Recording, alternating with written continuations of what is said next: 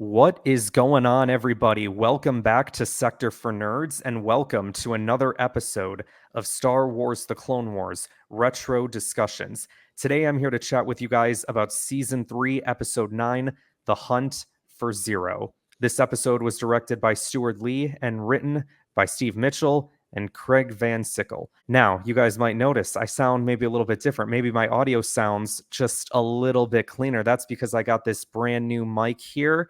And I didn't come alone today, you guys, because also returning to the channel with a new mic, my good friend DJ. How's it going, guys? Good to be back here. So the reason for this new setup, we've decided to kick things up a notch here at Sector for Nerds with the new microphone, the new way that I'm going to go about recording videos here on the channel. But we also got another announcement for you guys. I kind of teased this last week. It really doesn't have anything to do with Star Wars, but it does have something to do with the two of us. And that is that together, the two of us are going to be starting a brand new podcast. This is the first time ever that either of us have done this. You've never done a podcast before, have you? No, this is my debut. So this will be our debut podcast. And while DJ and I both share a passion for Star Wars, there's another thing that him and I share a passion about, and that is professional wrestling. And for those people that were on the channel early on, you guys know that we used to do like wrestling predictions for like the AEW pay-per-views, All Elite Wrestling, for those who don't know what that stands for.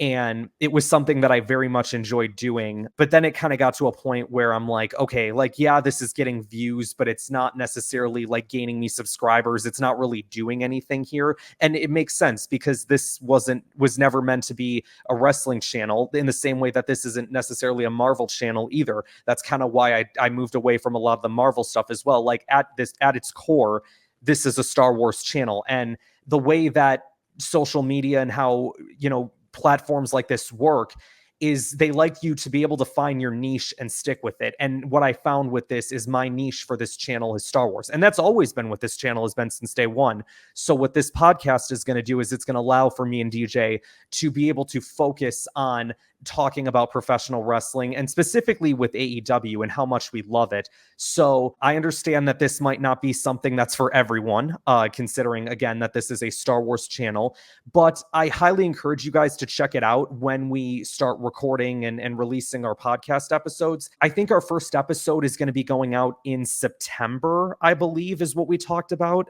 Yeah, I thought we were going to say September for the first episode too.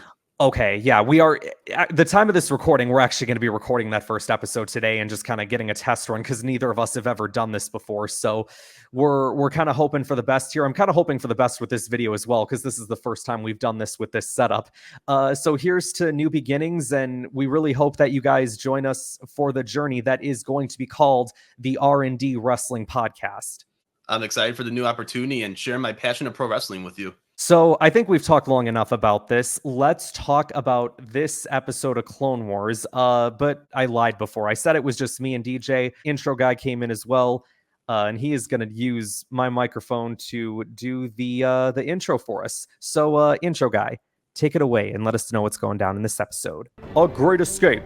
Cad Bane and his notorious crew of bounty hunters liberated Ziro the Hutt from a Republic prison after holding the Galactic Senate hostage. The Jedi Council has assigned Obi-Wan Kenobi to retrieve Ziro the Hutt with the help of the Jedi Knight Quinlan Vos. Unknown to the Jedi, we find Ziro in the clutches of the 5 Hutt families on the distant world of Nal Hutta. Me and DJ were actually just speaking about this. First of all, thank you, intro guy, but also DJ and I were speaking about this before we came on today. But originally, he was going to be here and we were going to do the Evil Plans episode. And then I was like, dude, there's like nothing to talk about in this episode. Should we just watch The Hunt for Ziro and do that episode? And we were both in agreement that that was the right thing to do. Because, man, when I watched through that and I put my video together, like it's going to probably end up being the shortest video of Clone Wars discussions that I've done. So I'm glad that we're doing this one. Do you think that episode's going to be shorter than your Acolyte episodes? You know what? I think that surprisingly, that I think I have more positive things to say about that Evil Plans episode than I ever did anything from the Acolytes. So I'm feeling pretty confident there. At least you get C-3PO and R2-D2. Yeah, right. I actually get like, characters that are well known in Star Wars, but we ain't here to talk about that episode today. Like I said, Mm-mm. this episode is a big deal because this plays off of an episode from season 1 where Cad Bane, he takes over the Galactic Senate, he holds them hostage, and they get the Senate to release Ziro the Hutt from prison. And that was always something like from season 1 all the way to now. It's like, okay, well, whatever happened to that? Whatever happened to Ziro? What was the follow-up? Especially since 2 episodes ago, we see the guy in prison. And then last week we hear about Jabba saying how much they need to release Ziro. So you kind of knew like, all right, they're going to tackle this eventually. Like Clone Wars, usually they'll go from one storyline to the other storyline, and you're like, huh, will they ever get to it? Because you never know if they're going to get to it or not, but thankfully we do. But this episode is a big deal, not just because of Cad Bane, not just because of Ziro the Hutt, but DJ, this is the introduction of a Jedi. You might have heard of him by the name of Quinlan Vos.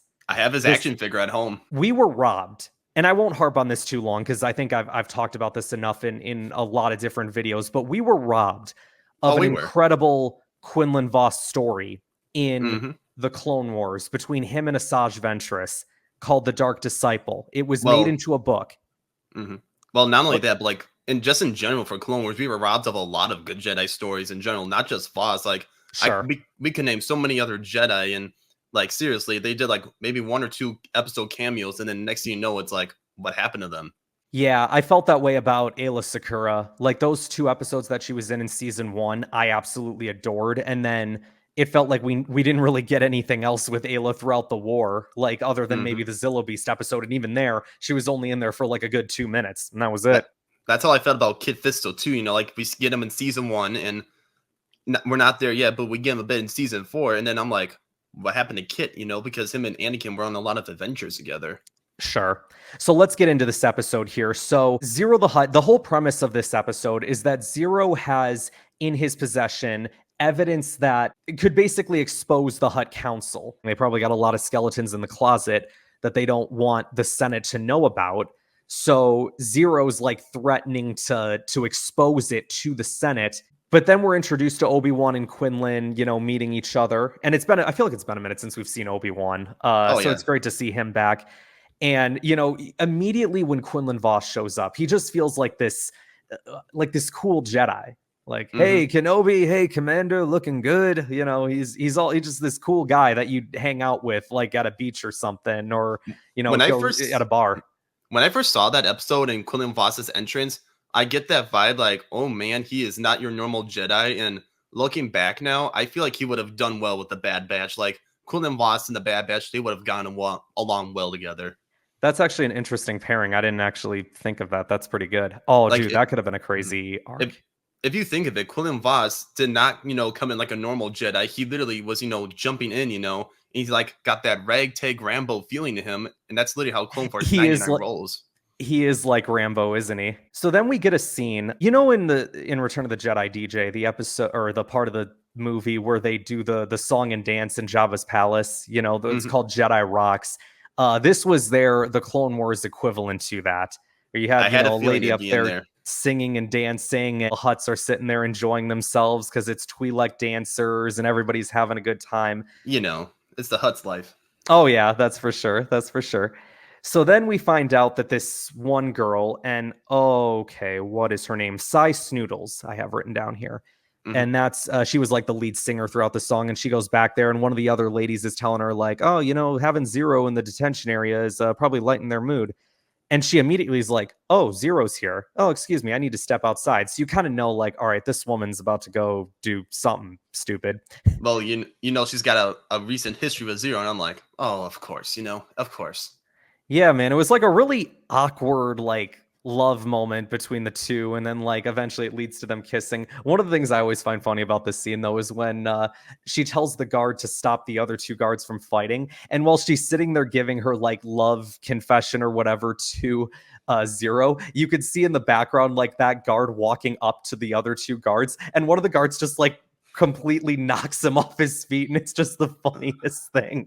Oh, that's very funny. But like Star Wars usually does, they give us these love stories and we're like, how did this happen again? Like, we need a little background check here, like, okay, so we get this.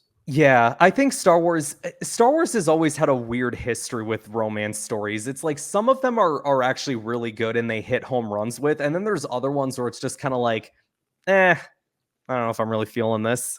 And But it's like, go okay, on. so we get these two, okay, but where's the background? Like we don't have like a story go off of here. It's just like, you're putting these two together and hoping that you hit a home run. For the sake of this, it's like, okay, like a little romance story for Ziro. Okay, let's see where this goes. It eventually leads to him getting out, but first we see Obi-Wan and Quinlan having that interaction with the Hutts. And Quinlan's under the impression, right? Like, I'm beginning to think that you guys are the ones that broke Ziro out. And Obi-Wan's like, Quinlan, don't get the Hutts are our allies here. Calm that down. And I did have to remind myself of that. Oh yeah, that's right. They are Hutts allies with the Hutts after the whole kidnapping of Jabba's son thing. So yeah, we have to go back to the movie for that. Yeah, dude, it like completely escaped my mind first time watching that. It's like, oh yeah, these guys are the allies of the Jedi. That's really weird. Because of how many misdirection stories they have going on. It's like, okay, so this happened. No, this happened. It's like, yeah.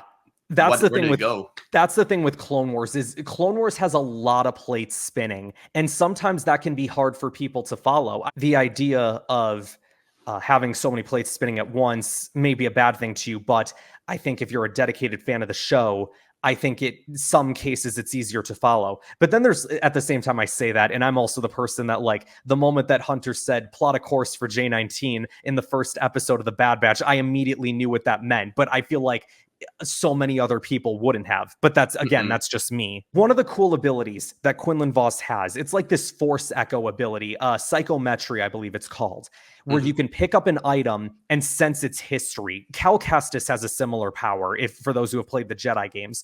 You pick up an item and sense its history. And so he picks up one of the cups and he sees that Ziro was in there. So it's like, okay, yeah, no, the Hutts definitely had something to do with this. And so they go back, and Cad Bane, meanwhile, as the Jedi leave the room, he walks in the room. And this is our first time seeing Cad Bane in the episode. And of course, that man's reputation precedes him. Then we get the Jedi going to the prison. They see that Ziro escaped. And then we get the Hutts in there. And they're like, okay, it was probably the Jedi that did this, right? And Cad Bane's like, no, he was gone way before they arrived. And he kind of makes a deal with the Hutts, right? Like, look, if you guys aren't interested in me working for you guys anymore, I can leave right now and we just put this whole thing to bed. And I love it when he goes like, so are we doing business or not? Like, that's Cad Bane, man. Cad Bane's just awesome. He's just an awesome bounty hunter. He is the greatest, like one of the greatest bounty hunters ever, if not the greatest bounty hunter.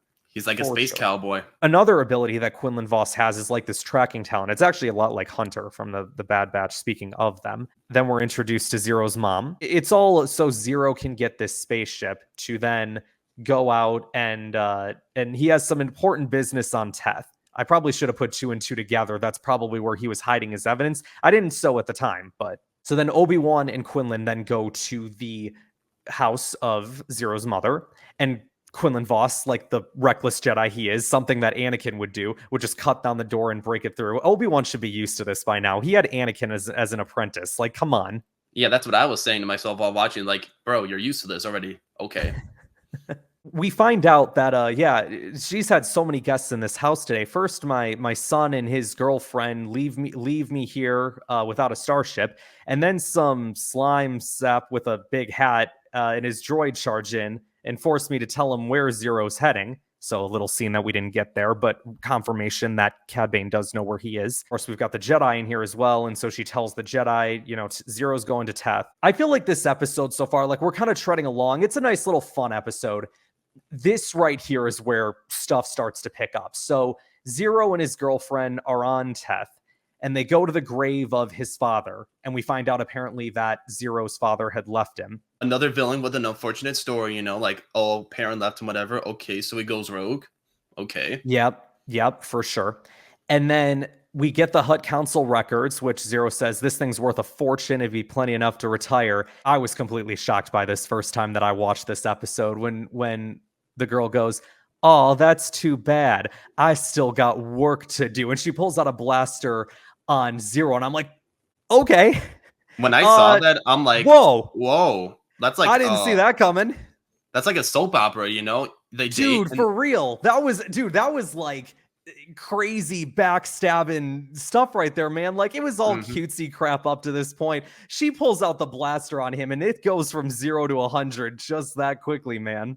Honestly, that was a good moment because it's like, oh, we actually have some twist and turn, and not the usual gossip. It's like, finally, let's go. And then she murders him in cold blood, shoots him twice. Oh, that's too bad. I still got work to do.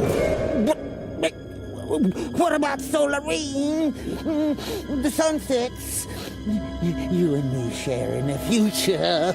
Next time you'll think twice about breaking someone's heart. Oh, wait. There won't be a next time. It saved me from another episode of hearing Ziro because I am just going to say this right now. Ziro annoyed me so much. I am just so thankful that he's gone. I'm so thankful. I think you and I are going to differ on this because, and you haven't listened to this episode yet because I haven't released it or anything, but I was talking about how I thought Ziro was actually a national treasure of this show in like one of the episodes earlier where he's in prison and he's talking with Ahsoka. I found that scene hilarious. I respect what you're saying, but like to me, he was just annoying Hutt, who didn't get what he wants. If you want to talk about national treasures, which we can do another time, yes, I will gladly say Obi-Wan because that man was the national treasure of the whole series. I think the number one national treasure of Clone Wars, and I agree, Obi-Wan was great in the Clone Wars, but when we're talking national treasures of Clone Wars, Hondo Ohnaka is number one. And I can agree with you on that because that man was something else. Oh, I can't wait till we get to season 5 and talk about him more. Anyway, we're getting off track here. So Cad Bane shows up with Toto. I'd also like to know how Toto is still alive, considering he blew up in the Jedi Temple in that one Holocron episode. I don't think that was ever really explained. Like, was this before that episode or was this after? So technically in the chronological order, it goes Holocron episodes, the episode with C-3PO and R2-D2, then the one where Bane takes over the Senate, and then this one. Okay. So never was it really explained how Toto is still alive. And it was never explained how Aurra Sing got out of prison either. Because if you follow the timeline, Aurra Sing gets captured in like a couple episodes ago. And then if the hostage crisis episode takes place after that, she's just somehow magically out of prison. That's kind of what happens when you tell stories out of order. There's bound to be different plot points that just are left unchecked sometimes. And I like the storylines, don't get me wrong, but there's I do too. But there's got to be like some kind of clarification and organization, because you can say as many stories as you want, but if you don't like have any clarification, like, for the storyline to lead up to, Order 66, it's like, okay, so it's just a filler. Okay. Cad Bane shows up and he's like, oh, I hate it when someone does my job. And he realizes, all right, this job's kind of a bust. But then in comes the Jedi, and Obi-Wan and Quinlan Vos go down there, and they have a confrontation with Bane. And I'm like, ooh, okay, here we go. Here's some juicy stuff. Bane. Looks like we're both too late for the party. So this is not your handiwork? No, I wouldn't have made such a sloppy kill. Doesn't seem like much sense hanging around here. Not making any trouble between us. Are you forgetting how you held the Senate hostage? I may not be capturing Ziro, but you are going to prison. And Obi-Wan's like, are you forgetting how you held the Senate hostage? And I, now knowing the proper order that these episodes go, my response to Obi-Wan, are you forgetting that this man stole Holocron from your temple? Because let's not forget that Cad Bane has serious crimes against the Republic and the Jedi. So this man, we got to get this guy. Seriously, how did they not capture him yet by now? Seriously. Dude, yeah. He's one of the top level bounty hunters for a reason, dude. You can't catch this guy. And this episode is case in point because they go to confront him, right? And Cad Bane's like, all right, well, you know what? Now that you mention it, the Separatists are paying 1 million credits ahead for Jedi. And he, gets in the cowboy gunslinger stance. Obi-Wan and Quinlan go to grab for their sabers. And we get this incredible action scene. And I would like to remind everyone, Cad Bane is not a Sith. He is not a Force user. He is a simple bounty hunter, a simple man making his way through the galaxy, if you will. With no powers at all. And this man is taking on 2 top-tier Jedi by himself. Okay, I guess you have Toto there too. But this man is going 2-on-1 against the Jedi, to a Jedi Master in Obi-Wan Kenobi. Oh, I can't remember. I think Quinlan Vos is a Jedi Master, but either way, Quinlan Vos, highly ranked Jedi in his own right. And this dude is not only holding his own, he is definitively beating them in certain points of this fight. That's how insane this is. Get my thoughts together here, because this was probably one of the best scenes of this season so far, because we get a simple bounty hunter versus these two Jedi. And when I see Cad Bane grab Quinlan's lightsaber, I'm like, oh, okay. So he's no joke. He's no joke, because let's admit it here. Quinlan Vos and Kenobi are two top Jedi. Wait, was Quinlan on the council? No, he was not. Okay. But even still, they were both top Jedi. And then Cad Bane, was just coming in doing his thing. I'm like, how is he doing it? Because he doesn't have any powers or anything. And I'm just like, oh, man, we actually have a good fight here for once. And just when you think that Cad Bane has nothing left to give, because there comes a point in this fight, right? Like, his blasters are gone. His darts that he shoots at Obi-Wan are gone. He doesn't have the lightsaber anymore. Just when you think that this man has nothing left, it looks like he probably got a concussion after Quinlan Vos punched him. The dude flies away, and I'm like, oh, he's flying away, of course, because he's got nothing left. Nope, this dude's got a flame. He's got a freaking flamethrower. He's got all the gadgets. I'm like, holy crap, this dude's insane. With all the jobs that he's done, I'm not surprised, because as a bounty hunter, you got to be prepared for the unexpected. He just, dude, I didn't see that coming as a kid. I was like, okay, Bane, what do you got left? Oh my gosh, this dude is insane. And then he ends up getting away from the Jedi and everything, and Obi-Wan's just sit there like, I never did enjoy hanging out with you. My national treasure. Obi-Wan was my national. He's my national treasure for a reason, and we can do a debate about this, but he's my national treasure. Oh, I got you, dude. I got you. So, dude, yeah, I love that Quinlan Obi-Wan versus Bane fight so much. Like, it might honestly be one of my favorite fight scenes in the whole Clone Wars. Like, that's how much I enjoyed it. And I also love Toto getting involved at certain points too, like just grabbing at the back of Quinlan's hair so Bane can capitalize off of him. And then when he tries to go to stab Obi-Wan with the lightsaber. So shout out to Toto 360. Shout out to Seth Green. So then the end of the episode, we get the end of the episode, and Jabba, we see Jabba is just sitting there laughing. And all of a sudden we see the girl there, the one that killed Ziro. I keep forgetting her name. Snoodles, isn't it? Right? Yeah. It's a weird name. Yeah, it is it is a really weird name. We see that she's there with the Holo Diary. And then everything that's happened in the past couple episodes, in terms of like the hostage crisis episode, if you're watching in chronological order, the episode that came before this with Evil Plans, everything makes sense about why Jabba wanted Ziro gone.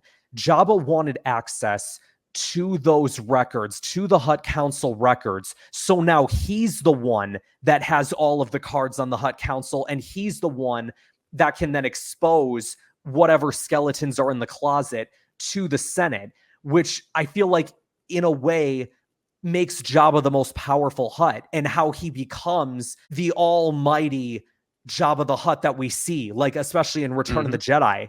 I thought this was a well put together story. It was a well put story, and it built on long-term success, which brings into episode 6 of like why Jabba is Jabba. And I'm like, now that's a good episode, good storyline, very organized, and they have a long-term plan going on. I'm like, that was probably one of the better episodes in the season so far. One of the things that Clone Wars, I think, and honestly, any show that Dave Filoni does, like whether it's Clone Wars, whether it's Rebels, even Bad Batch, to be honest, as well, even though I don't know how much involvement he had in that, but especially you can with put Bad Batch in the conversation. Yeah, especially with these animated shows as well, is they are so good with connecting characters and stories through the movies, through the shows. So when you are watching from one, let's say you're watching from like episode 1, and then you go through 2 and the Clone Wars, and you go into like Bad Batch and Rebels and the original trilogy, it all flows together so well. And that's always one of the problems that people had with like the sequel trilogy, for example, is there was no plan. There was no attempt to make everything connect together, because you had so many different people like working on that stuff and trying to make their own version of what Star Wars is. Whereas Dave Filoni, on the other hand, especially with Clone Wars, especially with Rebels, not only was he making it his own story, but he was also making sure that everything connected and intertwined. One of the things that I love so much, even though I don't like Solo's my least favorite Star Wars movie. One of the things that I love so much that Dave Filoni did with the Siege of Mandalore arc was taking Darth Maul's clothing that he had in Solo, and when he was designing it for the Clone Wars, that it was like sort of a mix between what he had in Solo and what he had in Clone Wars. It was a little bit of both to kind of show that transition of him going from the Clone Wars Maul that we know to more of the undercover, or underground boss that we see in Solo. So that's just one of the things that I just love so much about the Clone Wars, man, is how well all of this is put together and how well this is thought out. It may be sad that the Clone Wars ended, but in a way, with the Siege of Mandalore, it's set up for like the long-term success, like going into Solo, Rogue One, and into the Empire. And I'm like, at least they ended it in a good note, and they set up for long-term success. And we can say that, I'm going to keep saying this, like, I'm sorry for everyone out there, but like they could have done 2 or 3 more seasons, but that's my passion for Clone Wars talking to me, not like my professional self. But forget about professional self, dude. Like, there was no reason why Disney had to cancel Clone Wars. I don't care if the whole excuse is like, oh, but like this show is aimed for like a much like an older audience or whatever. Like, bro, you could have had this in like the 10 p.m. slot on Disney XD. If you were so concerned about children, if that is your excuse, I don't know. There's been like 20,000 different excuses that I've heard about why they've canceled Clone Wars, and none of them are valid. But if let's just say that was your excuse, if we're focusing on that one thing, you could have easily put Clone Wars in the 10:30 slot, in the 11 p.m. slot for people of older audiences to watch. And for, let's just say we run into a situation, right, where parents do want their children to watch the show, but they can't because it's bedtime. You just sit there on your DVR and record it. Or if you had a VHS at the time, for those who know what that is, you could just put in your tape and record it, and you'd have your episode. So no, there was no reason why this show had to get canceled. There was no reason that they had to do it dirty the way that they did. And I think the only reason why they brought it back was to, first of all, because they needed content for Disney Plus. And 2, I think they knew that they were going to be doing a Bad Batch show. And what better way to introduce the Bad Batch than putting them in the show that they were supposed to be in the freaking first place? Well, yeah. There's my rant. And then back to that, cry me a river, because, like, seriously, cry me a river, because, yeah, you know what I mean. Yeah, I got you. Yeah. Like, seriously. I agree. I can go to a comic book store right now, and I can probably find, like, a couple novels of stories, and I'm like, why the heck is that on Disney Plus? Like, you could go with 2 or 3 more seasons of it. And, like, seriously, that is making me sick and tired, because, seriously, there are so many different storylines, and growing up, I'm like, oh, you can do this with this character, do this, do that. Like, seriously, cry me a river, because seriously, you could do so much more if you, did not. They just could have done so much more. And I know. It's frustrating. It's very frustrating. I like the ending it did. It got the ending that it deserved, but it did. Do more. And I will forever be grateful for giving us the ending that we needed. I completely agree with that. But you always could have done more. And I think for me, like, I've always made it clear at this point, like, yes, you gave us the final season of Clone Wars. I will forever be grateful for that. It still doesn't change the fact that you took away so many years of the show. And as we I don't want to go over everything now, because I kind of want to save some stuff for as we get later into Clone Wars. But I'm going to get to a point, you guys, where I'm just going to let it all out there, and like, all cards are going to be off the table, like gloves are coming off, and I'm just going to go all out on like why it really infuriated me that they did this to this show and everything. But we'll kind of, like I said, I kind of want to save some stuff in the can for that. But you kind of got a little sneak peek here today, little rant that we did here. If anything else, the fans get to hear a good rant about why Clone Wars should have continued. I agree. Completely agree. Dude, we could legit just sit here for an hour, and maybe we'll do this someday. We could legit sit here for an hour. Actually, I've already decided that's what we're going to do. We're going to have like an hour-long video. Maybe not an hour long, but we could go for an hour if we wanted to. We could literally go for an hour, bro. All of the mistakes and why Disney shouldn't have canceled Clone Wars and all that stuff. But yeah, that will have to be saved for another time. Go ahead. If I could add now, like, we could do a roundtable discussion with your brother and his friend about why Disney should not cancel Clone Wars. Like, we could do a good hour discussion with a round table about it, because seriously, we could have a good discussion on that.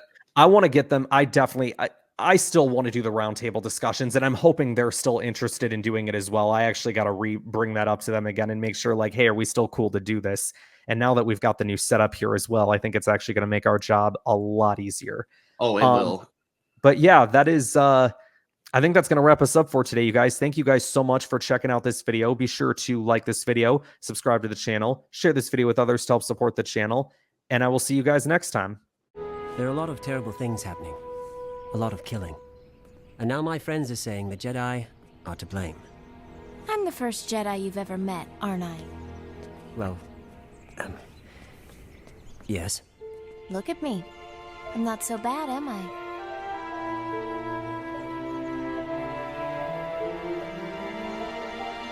No, not bad at all. Well, it seems boys are the same whether they're Republic or Separatist.